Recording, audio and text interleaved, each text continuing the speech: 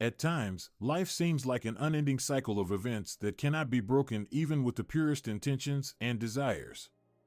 Trials may fall upon the heads of the best people, constantly demanding their attention and strength, as if the world is trying to see who among them can become stronger. The cycle in Jimena's life began when her father left the family, abandoning Anita and her daughter when the latter was only 13 years old.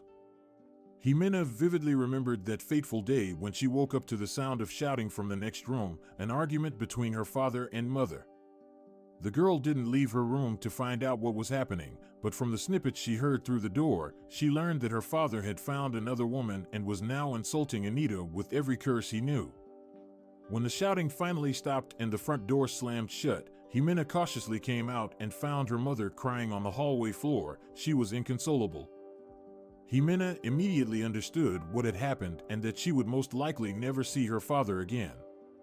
Realizing that her mother felt 100 times worse, she set about comforting her, fully aware that their lives would never be the same. "Mom, I won't leave you. We can manage without him," Jimena whispered to her mother, feeling tears on her own cheeks, trying to believe what she was saying. "I'll help more around the house, and everything will definitely get better, you will see. Just know that I love you and will never abandon you in times of trouble." That day, Jimena took over all the household chores, skipping school for the first time to help her mother cope with the overwhelming problems. She tended to the livestock, the garden, cleaned the barn and house, and finally cooked dinner, as her mother was still too shattered after what had happened. For the next few days, the girl had to work hard, but her efforts were not in vain.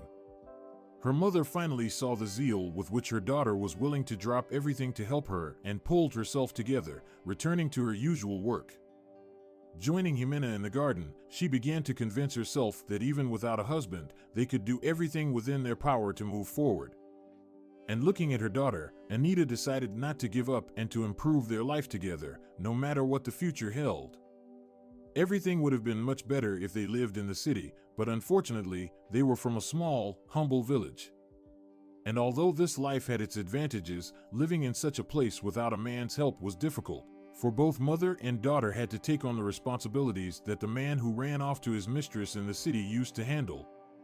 They took turns chopping wood, feeding the livestock, handling the fertilizers, and weeding the garden. Everything that used to be easier became twice as hard. But supporting each other, they both found warmth and joy in their modest life. Early risings, constant care of the household, and helping her mother took up most of Jimena's day, leaving her with neither the energy nor the time for her studies. She tried her best, although her teachers were often upset. Jimena would sometimes fall asleep in class, not bring her homework, or fail to score enough points on a test to get a good grade. And no matter how much Anita scolded her daughter, saying she could spend more time studying, Jimena continued to work hard alongside her mother to prevent her from falling into the despair that once engulfed her after her husband's departure. Due to missed classes, poor grades, and inattentiveness, the girl received a corresponding certificate at the end of school, not exactly bad, but nothing to shine with either. Such mediocre grades severely limited her opportunities to enter any prestigious institution, so she enrolled in a simple, unremarkable college and trained to be a chemical plant operator so that after graduation she could work at a factory in the neighboring town. Her plan was simple: if she worked hard, she could help her mother with money, and if anything happened, it wouldn't be far to travel to her home village. Anita promised her daughter that she would continue to work on their farm and send her various vegetables, fruits, and possibly meat. Thus, Jimena finished her studies and headed to the city, where she managed to get a job as a machine operator at the only factory in the nearby district. However, life there wasn't easy either. The factory, which produced TNT, was more like a frighteningly old and dilapidated warehouse, looking as if its walls might collapse at any moment. The workdays seemed incredibly long and arduous due to the many intricacies of TNT production, and the numerous safety rules and heavy protective suits that had to be worn every day were not even worth mentioning. Some of these protective suits were so old they had to be patched up, and the old-timers always had a few tips on how to stay safe, since the factory administration couldn't provide all workers with the necessary equipment to work without worrying about dangerous fumes and chemical poisoning. Due to funding issues, the factory also had very old machinery. Although the technicians did their best to keep the equipment operational, it would occasionally jam or break down, increasing the number of emergencies. Frequent accidents led to another problem, an incredible turnover rate. Some workers left after getting injured, while others couldn't stand the terrible working conditions. But Jimena couldn't leave. She saw no other job opportunities for herself, and her responsibility to her mother didn't allow her to give up. So she worked, enduring the heavy protective suit and the very hazardous job. One thing kept her going: the harmful nature of the work meant that workers could retire early. She hoped to diligently earn her pension, retire, and return to her mother in the village to help her with the household. In the meantime, she had to endure the harsh working conditions, incredible fatigue, and the modest room in the workers' dormitory. Initially, she was surprised by the large number of people living in the dormitory. The building housed far more people than it should have. There were not only workers, but entire families living there. During the first few weeks, Jimena often reminisced about the peace and quiet of the village, the fresh air, and the absence of noisy neighbors. After all, the nearest houses were so far away, beyond the fields and gardens. Here, however, the overcrowded rooms, the constant noise of children playing in the corridors wherever they were allowed, all created the impression of a bustling anthill that never knew peace. Noise, clamor, shouting, stomping, how could one rest in the midst of all this? But Jimena soon got used to it. Fortunately, she was very lucky with her immediate roommates. One of her roommates was a seasoned matron in her 40s, once married, but her husband had died in an accident almost immediately after their wedding. The grief-stricken stress affected the woman, causing her to lose their child, and she remained childless, still lovingly remembering her deceased husband. Her name was Ramona, and she often called Jimena daughter. Though this initially made Jimena a bit uncomfortable, she eventually got used to it, as Ramona's motherly kindness and care helped brighten each workday. Ramona was a master of chemical production, leading a whole group of workers in the workshop. She often affectionately called her subordinates her children and frequently helped everyone, with advice or with deeds. It seemed that it was enough for this woman to be useful and diligent in a job that many simply couldn't handle. The second roommate was a young girl, only 24 years old. At first glance, Rosa seemed cheerful, coquettish, and frivolous, always batting her eyes at men. Slightly plump but in a pleasant way, she had beautiful curves and tried to draw attention to her beauty from the opposite sex. She basked in compliments, flirted with almost everyone, but didn't allow anyone to say behind her back that she actually craved only attention and numerous lovers. Only after some time did Jimena learn that Rosa had fled to the city from her mother. The latter was an alcoholic and had kicked her daughter out of the house, accusing the girl of stealing her boyfriend. However, when Jimena heard the story for the first time, she noticed the extraordinary sadness that appeared in Rosa's eyes and immediately realized that it was not the girl who was the cause of this scandal, but rather her mother's boyfriend was a scoundrel. The alcoholic mother did not believe her own daughter when she saw protection, support, and help from her. Rosa hid her bitterness behind laughter, but Jimena saw the immense pain and sorrow in her eyes and felt terrified every time she understood how painful it was for Rosa when she remembered the past. Months passed, and Jimena gradually settled into the routine and life with her neighbors, slowly getting to know them better. Although all three had been battered by a tough life, they never lost heart and tried to support each other in difficult times and help in any way they could. Over time, Jimena began to notice how sometimes, at some celebration, Rosa would drink and then go off alone to cry quietly. One day, noticing again how the girl headed away from the gathered company celebrating another birthday, Jimena approached Rosa, intrigued that the usually open and cheerful girl had once again decided to be alone with herself. "Are you okay?" Jimena asked awkwardly, looking into her friend's tear-filled eyes. "Don't pay attention, Jimena," Rosa replied, wiping away her tears and giving a forced smile. "I just remembered something. If you want, we can talk about what's bothering you." "No, my friend, there's no need," Rosa shook her head. "Better go back to our friends. I'll be fine. I promise." And although Jimena didn't want to leave her alone, Rosa insisted that she be left in peace. Later, after the gathering had ended and everyone had left, and Rosa had gone to sleep, Ramona told Jimena that Rosa cries because of her past, remembering how cruelly her own mother and her scoundrel boyfriend treated her. But still, there were good days in their lives. Sometimes Jimena would receive all sorts of pickles, vegetables, and even meat from the village. Ramona managed to get bonuses for her kids in the workshop from the factory management, or Rosa would bring another gift from one of her many suitors seeking her attention. All these pleasant little things brightened up the hard life and routine in the dormitory. There was something extraordinary in this warm cooperation among the neighbors, and Jimena began to understand why neither Ramona nor Rosa wanted to leave the dormitory.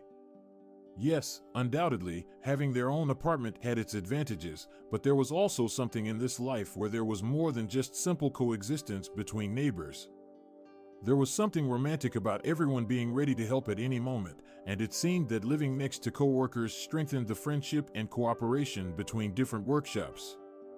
All of this was somehow sincere and without any pretense. And although sometimes there were screams and quarrels in the neighboring rooms, it seemed that nothing could break the people living in the building, and everyone found the strength to reconcile, apologize, and improve each other's lives, whether with a gift, a heartfelt conversation, or advice. Jimena loved the dormitory with all its diversity of people and experiences. But she also did not forget her native village. Her mother, who continued to manage everything without her daughter's help, occasionally visited Jimena and always brought treats.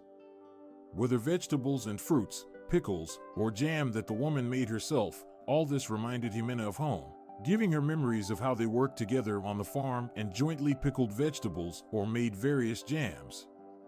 And then, one day, after meeting her mother at the station with heavy bags full of goodies and giving her money for other needs, Jimena unexpectedly encountered a man. As with everything in life, it was by chance. After sending her mother off on the train, Jimena picked up the heavy bags, and a handsome man, engrossed in the map on his phone screen, bumped into her. "Oh my God, forgive me," the man immediately said, catching the girl who nearly fell. "I didn't see you at all." Jimena adjusted the heavy bag on her shoulder and smiled modestly, looking at his handsome, masculine face and seemingly bottomless eyes. She couldn't reply. The sound of his voice was so pleasant that it sent shivers down her spine, and she was afraid to open her mouth. She had never seen such a handsome man before, nor had she heard such a voice, and this made her very confused. "Please, let me help you. Your bags look so heavy." The man seemed genuinely trying to smooth over his clumsiness. No, it's fine. I'm used to it," Jimena mumbled, feeling a blush rise on her cheeks. How handsome he was. "I insist," he smiled, and Jimena realized she would never be able to forget such a charming smile and pleasant, velvety voice. The man insisted on helping Jimena with her bags, and she gave in to his persistence, allowing him to accompany her. There was something charming about the way he apologized and told her that he had just arrived in the city and was looking for an address. He seemed like a pleasant conversationalist, polite and kind. This was their first meeting. The man, whose name was Santino, turned out to be a real gentleman, behaving like characters in romantic movies or books. He was courteous, gentle, and kind, spoke beautifully, and every time he showered Jimena with compliments, she melted at the sound of his voice. He treated her as if she were a real princess. It didn't bother him that she worked in a factory and wore protective gear every day while working with dangerous chemicals.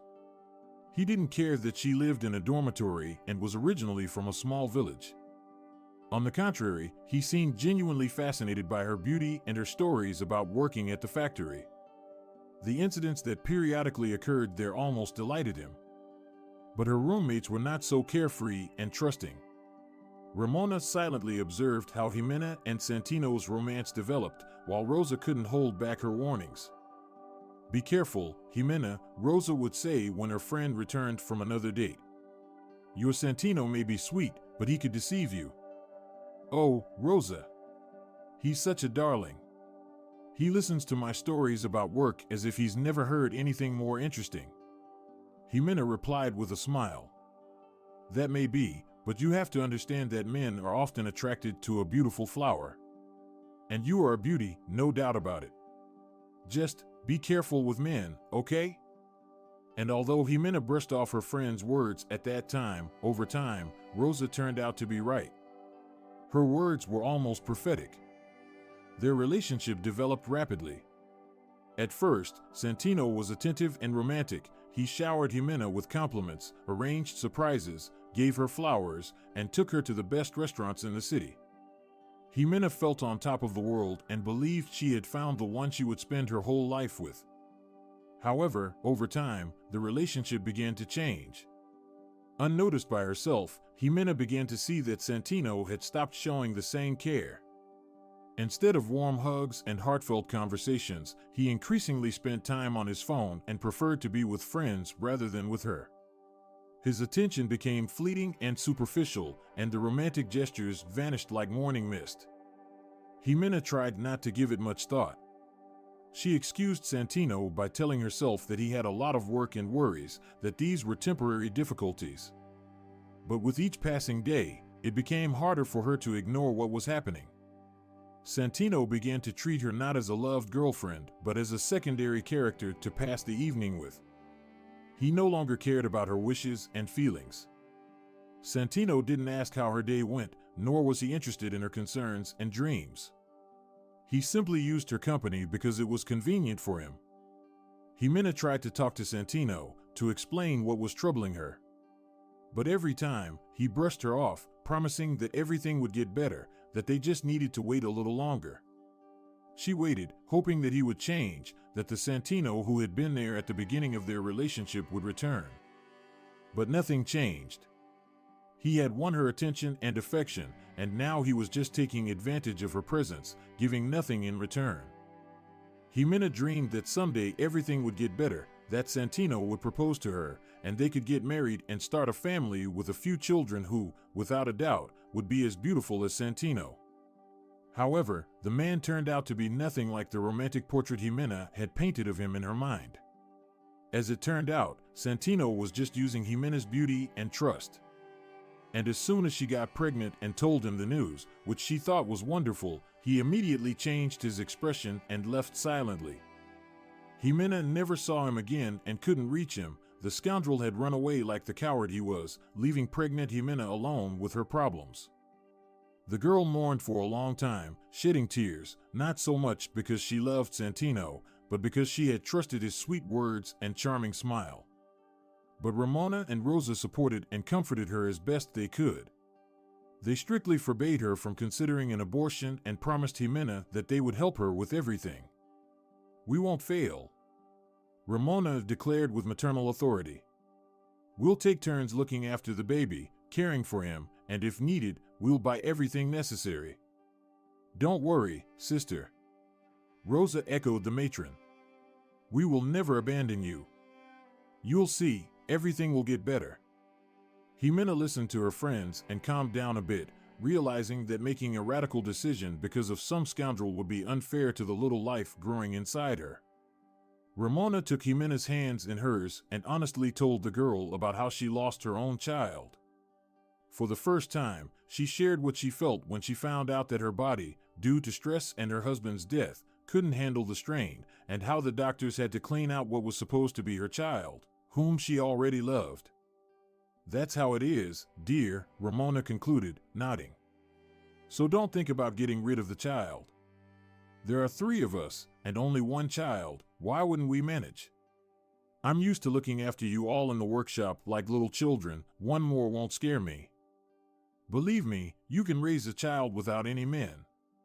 Rosa echoed the craftswoman, smiling. "Men often don't participate in raising children anyway, so how is this different from a regular family? You'll see, your child will be the happiest among others. After all, he will have 3 mothers." The kind words of her friends and dormitory neighbors warmed Ximena's heart, and she dismissed all thoughts of Santino and his vile act. Now she had a new goal, to give birth and raise the child sent to her by God. The pregnancy went relatively smoothly. At the factory, Jimena was given maternity leave, and she took on the responsibility of cleaning and cooking at home so that her friends would return from work to cleanliness, order, and good food. When the time came for the birth, the whole dormitory practically escorted Jimena to the hospital and welcomed her back the same way, throwing a celebration in honor of the new life brought into the world. The workshop colleagues, under Ramona's clear guidance, pitched in for gifts, and she returned home with her son to a whole pile of baby clothes, diapers, and other essentials for a new mother. And of course, Rosa and Ramona bought a beautiful cradle and several soft toys for the baby. Jimena couldn't be happier with the kindness and care of her colleagues and neighbors, who were always ready to look after her son, whom she named Juan, which means God is gracious. Everyone helped her, sometimes by covering for her at work, sometimes by taking care of Juan so that Jimena could get some sleep and rest. Ramona, who always played the role of everyone's mother, even managed to convince the management to allocate a small utility room and a cot for Jimena so she could nap during her work breaks. This helped her worry less about the difficulty of balancing work and motherhood.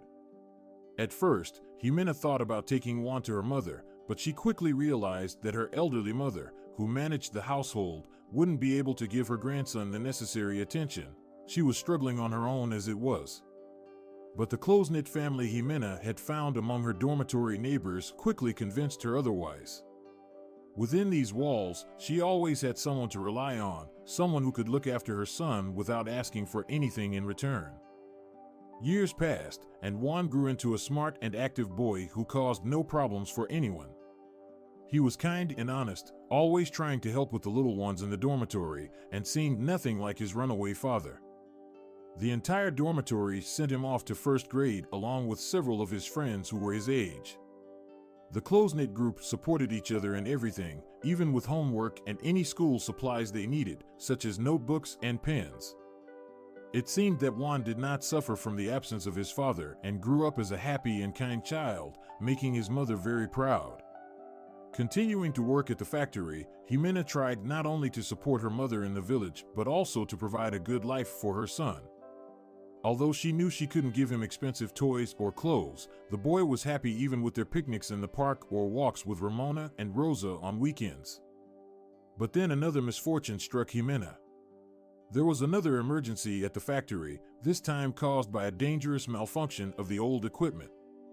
The workers noticed the increasing pressure in the tanks and rushed to fix the situation, but they didn't manage to lower the pressure in time. One of the valves blew off and hit Jimena, who was among the first to respond, right in the head. Jimena didn't remember how she was dragged out of the factory. But she had fragmented memories of doctors leaning over her, the gentle rocking of the ambulance taking her somewhere. And then her mind plunged into darkness for a long time. She has a severe traumatic brain injury. We've induced a medical coma and are doing everything we can to stabilize her condition, the imposing doctor informed Ramona and Rosa, who were holding a tearful Juan. But our preliminary prognosis is quite promising. We are confident that the treatment will be successful. The man tried to comfort the women with a gentle smile. During Jimena's recovery, Ramona and Rosa took care of Juan, alternately looking after the boy and trying to support him in every way. They also visited Jimena together, and the child would often cling to his mother's hand, whispering to her while she lay unconscious in the hospital bed. Slowly but surely, Jimena began to recover. However, after the injury, she was left with a significant scar on her head, most of which gradually grew over with thick hair and a nervous tic. At first, she couldn't even speak, and only incoherent sounds, more like moaning, escaped her lips. Despite this, Ramona, Rosa, and Juan were happy to see Jimena recovering. They believed in the optimistic forecasts of the doctors and helped in any way they could, sometimes just by being there and telling her everything would be all right, other times by praising Juan's successes in school, who seemed to take up his studies with renewed vigor as soon as his mother woke up. And yet, Jimena found it hard to believe that everything would be all right. She was more afraid not for herself, but for her son.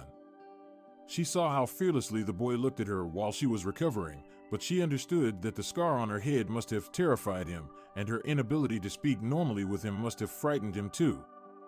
But no matter how scared Jimena was, Juan showed his best side. When Jimena was discharged from the hospital, he, along with Ramona and Rosa, took care of her and helped her with everything. Sensitive to others' suffering and incredibly kind, the boy helped his mother cope with the speech disorders she had after the injury. He patiently and lovingly talked with her, encouraging her not to give up and celebrating every small victory. There were often times when he understood what his mother wanted to say when others could not. This gave Jimena hope for a brighter future, and she often cried tears of joy, realizing how lucky she was with her son. He truly was her pride and a real gift from God. Returning to work at the factory, Jimena encountered support from her colleagues. They had supported her and helped her when needed during her recovery in the dormitory. They understood well that such a tragedy could happen to anyone, and the fact that Jimena survived and was quite capable of working was considered a small miracle. After all, fatal accidents were not uncommon in their line of work, and so they considered Jimena lucky and rejoiced that she was alive. Little by little, life got better, and Jimena began to go for walks again, though she often caught the judgmental glances of strangers.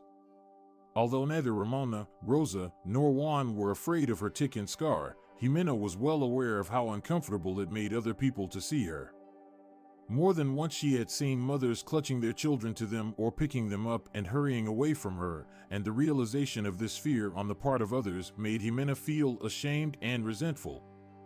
One day after a walk, Juan persuaded his mother to go to the store and buy something nice to make Ramona and Rosa happy when they got home.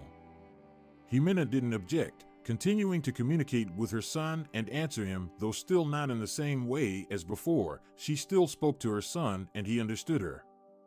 The woman did not notice that they were being noticed, engrossed in conversing with Juan, who was telling her about something he had read in a new book that had fascinated him the day before. "Oh, Holy Virgin Mary," suddenly sounded nearby.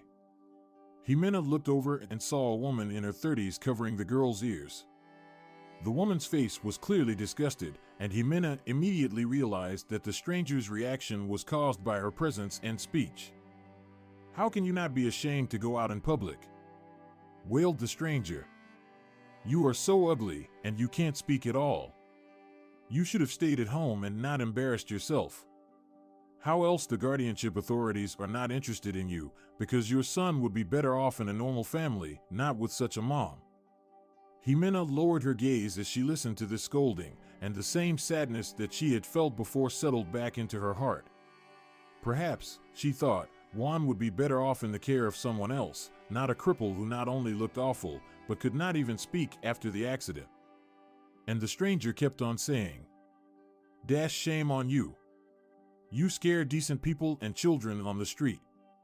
And your son is a disgrace. You should have stayed home and stayed out of the street." Jimena wanted to go away from the store and pulled Juan's hand, but the boy suddenly snatched the palm from his mother's hand and stepped towards the stranger and her daughter. "Shut up," the boy shouted, stomping his foot and looking angry. It was the first time Jimena had ever seen her son so upset by another's words. "Are you not ashamed to judge others?" Juan spoke out loudly, scowling at the woman. "My mom is a hero. She was scarred and injured when she rescued people in the factory. How dare you swear at her? She is a hero. She survived, even though she was hurt. You don't know what it was like for her to recover from such injuries. You didn't see her crying at night because of the scar. You didn't sit with her, helping her learn to talk again. You don't get to judge my mom. She's strong. She has endured her trials and is happy every day because she is alive and can spend time with me. I'm proud of my mom. And it's not for you to swear at the way she looks or talks." Jimena looked around, seeing that their argument had attracted the attention of other shoppers and store employees. She stepped towards her son, trying to grab his shoulder to lead him away, but the boy stomped his foot again, though tears glistened in his eyes. "I am proud of my mom because neither injuries nor trials have broken her." Juan continued his tirade. "I am proud of her because she keeps living. Because she makes me smile. I am proud of her because, no matter what, she loves me with all her heart. I am proud. I am proud of her kindness. And no matter what you think, ma'am, she is the most beautiful person in the world. You are a mean woman because no one has ever been proud of you. But I am proud of my mom. And my aunts are proud of her too. The stranger, taken aback by such a tirade and the child's assertiveness, suddenly noticed that all the customers and approaching store clerks were looking at her with disapproval. Ashamed, she hastily grabbed her daughter and rushed out of the store, leaving her basket of groceries on the floor. Jimena hugged her son tightly, brushing away the tears on her face. "Son," she whispered to him, feeling his arms around her neck. "I love you so much." "Mom." "Mommy," Juan replied. "Don't listen to anyone. You are the most wonderful, the kindest, the strongest in the whole world, and the most beautiful. I love you and I am very proud of you, Mom. And I am proud of you, son." They didn't see the gathered onlookers wiping away tears, touched by the little boy's act of bravery in standing up to a stranger who dared to speak against his mother. Jimena was proud of her son. He gave her a sense of warmth and instilled in her the belief that she truly was a strong woman. Her father's departure from the family hadn't broken her. Neither had the hard-working days nor a man's betrayal. Life with the birth of her son didn't break her either, even though it seemed more difficult for a single mother to support not only herself and her child, but also her elderly mother in the village. And certainly, the attitude of narrow-minded people in society who judged everyone only by outward appearances, without ever thinking that the most beautiful people could be utterly rotten inside, while those bearing scars and lacking natural beauty were often the most understanding, kind, and responsive, didn't break her. In the evening, over a simple yet incredibly delicious cake, Juan told Ramona and Rosa how he defended his mother from a wicked woman, and the neighbors in the dormitory laughed for a long time at the idea that some stranger could think that appearance was the only thing one could judge a person by. However, they praised Juan's courage and honesty for a long time, proud of his actions. Year after year went by, the dormitory residents changed, some moved out, some changed jobs. New faces, new acquaintances, many new and completely unique stories about the lives of new neighbors. Ramona followed Rosa's advice and decided to change her life for the better. It was becoming harder and harder for her to keep an eye on the bunch of kids in the workshop. After all, she was no longer young. Over the many years, she had accumulated quite a few unused vacation days, so Ramona went to the management, firmly determined to demand payment for all the vacations she hadn't taken over the years. Although she initially didn't quite believe in the success of her endeavor, the management couldn't deny that 30 years of service at their factory meant something. They met her halfway, and Ramona was surprised to find that the funds she received were enough to buy a small apartment. Rosa rejoiced along with Jimena and Juan, celebrating Ramona's housewarming in a very modest, but her own apartment. Their collective mother, having left the factory, got a new job as a florist. She had once loved flowers very much and knew a lot about how to choose different bouquets and combined buds with fragrant flowers of other kinds so that even the smallest bouquet was charming. Ramona became more cheerful and often joked that if she had known florists were paid more than workshop supervisors, she would have left the factory much earlier. "Oh, no. Where would you all be without me?" the craftswoman would retort, laughing and hugging her friends and Juan. It seemed that Rosa's life was also finally starting to improve. Among the many suitors seeking her attention but not always receiving it, a rather modest and quiet but incredibly kind man suddenly appeared. At first, Rosa was cautious, remembering how much sorrow she had endured from men, but gradually he melted her heart, showing himself to be exactly who he was, a kind, responsive, and courteous man who soon won her over. With him, Rosa felt genuinely happy. When he proposed to her, Rosa was over the moon with happiness. The wedding took place rather quickly, and everyone celebrated, including Ramona, Jimena, and her son, who rejoiced for the woman and her newfound happiness. And when she told them a few months later that she was expecting a baby, even Juan declared that he would be the older brother to Aunt Rosa's future child. And so it was, when Rosa gave birth to a charming baby girl, everyone helped her, just like in the dormitory days when Jimena was surrounded by the care and love of her neighbors. Even Juan helped with the baby if any circumstances arose, proving himself to be a real older brother, even though they weren't biologically related. Jimena, meanwhile, was finally able to retire and returned to her mother's home. By that time, her speech had fully recovered, not without Juan's help. The once small village had transformed beyond recognition, and Jimena looked in amazement at the neat and tidy roads, cell towers, new buildings and factories, several high-rise apartment buildings, and even a large farm. During the years spent away from home, the village had changed so much that one couldn't help but be delighted that the formerly quiet and unremarkable village had become a real urban-type settlement, where finding work was much easier and opportunities had greatly increased.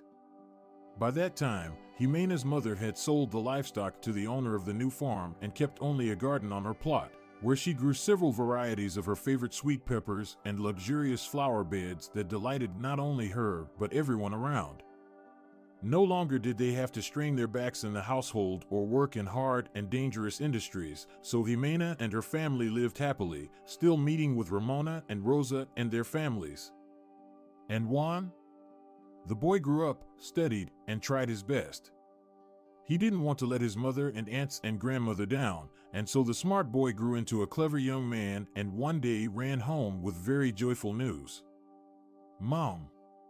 Grandma!" he shouted, calling out to his relatives, who heard him from the garden, where they were enjoying the scents of the flowers and the warm day that warmed their bodies on the veranda.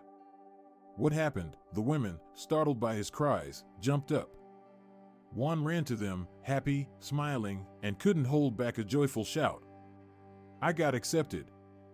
Jimena recovered before her mother, hugging her son and rejoicing in his success. It didn't matter to her which university he got accepted to, the main thing was that he got in. She had no doubt that her son could get into university, and even upon finishing school, she saw how many opportunities Juan had. "Oh, what wonderful news!" finally exclaimed his grandmother Anita. "We must celebrate this. Aren't you even interested in which university I got into?" Juan smiled even wider. Hearing the name of the prestigious university, considered the best in the country, the women couldn't contain their enthusiastic shouts, hugging the young man again. Everyone who had influenced the boy from an early age saw him off. On the platform stood his grandmother Anita, proud of her daughter and grandson.